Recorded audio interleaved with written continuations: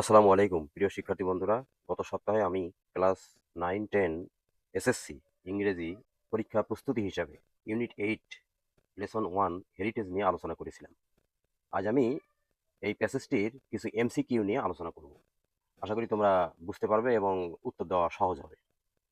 আচ্ছা, 1 নম্বর প্রশ্ন হিসেবে, which of the following has the closest meaning of the word unique used in line 2?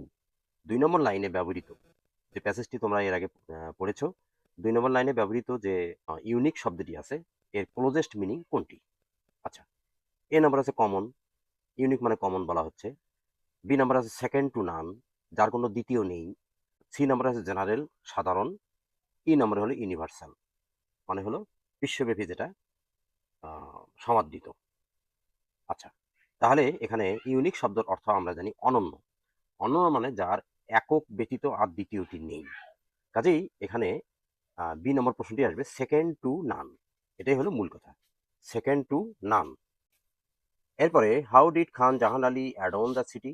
খান জাহান আলী কিভাবে শহরটিকে সাজিয়েছিলেন? আচ্ছা, আমরা প্যাসেজ পড়লে বুঝতে পারবো। এখানে বলা আছে উইথ নিউমারাস মস্ক, অনেকগুলো মসজিদ নির্মাণ করে। তারপরে with a lot of tanks, অনেকগুলো পুকুর জলাধার নির্মাণ করে। তারপরে C, with roads and public buildings, রাস্তাঘাট এবং ইমারত নির্মাণ করে, জনগণ যেখানে সেবা পাবে। ডি নম্বর, অল অফ দ্য অ্যাবাব, উপরে সবগুলো।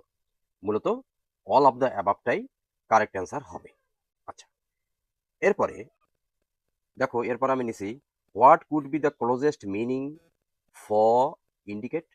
ইন্ডিকেট কথার নিকটতম মিনিংটা কোনটা হতে পারে? তাহলে দেখো, এখানে 4টা টার্ম আছে। হোয়াট কুড বি, আচ্ছা, কনসিল, ইন্ডিকেট মানে নির্দেশ করা, কিন্তু কনসিল করা মানে গোপন করা, হাইড করা। মিসলিড, ভিন্ন পথে পরিচালনা করা। হাইড মানে আড়াল করা।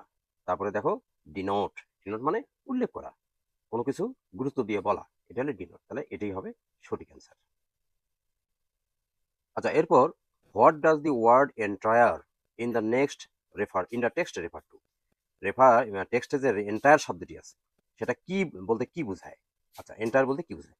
পার্টলি, এন্টার মানে আসলে মূলত সামগ্রিক, সামগ্রিক মানে সমগ্র, পুরোটা।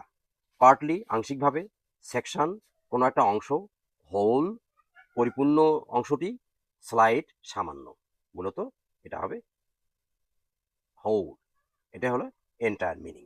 আচ্ছা, এরপরে একটা গুরুত্বপূর্ণ প্রশ্ন এমসিকিউ আসতে পারে, which of the following statement is true about heritage? Heritage সম্বন্ধে নিচের কোন বিবরণটি সঠিক? আচ্ছা, 1 নম্বরে, heritage means that we get from the past, heritage হলো যেটাকে আমরা অতীত থেকে পাই। আচ্ছা, 2, heritage means that we enjoy in the present, এটাকে আমরা বর্তমানে এনজয় করি। 3 নম্বর, heritage means that we pass to the future, আমরা, হেরিটেজ অর্থ হলো আমরা এটাকে ভবিষ্যতের জন্য পাঠিয়ে দিই। আচ্ছা, 3টাই পার্টলি সত্য, কিন্তু একটা স্টেটমেন্টও পরিপূর্ণ নয়। এখানে 4 নম্বর স্টেটমেন্টটা দেখো, heritage means that we get from the past, heritage অর্থ হলো, ঐতিহ্য অর্থ হলো, গৌরব অর্থ হলো আমরা এটাকে অতীত থেকে গ্রহণ করি, এনজয় ইন দ্য প্রেজেন্ট বর্তমানে এটাকে ভোগ করি, and convey it two the future এটাকে আমরা ভবিষ্যতে প্রেরণ করি। তাহলে তোমরা নিশ্চয়ই বুঝতে পেরেছো যে এমসিকিউ প্রশ্নের উত্তর কিভাবে দিতে হয়। ধন্যবাদ।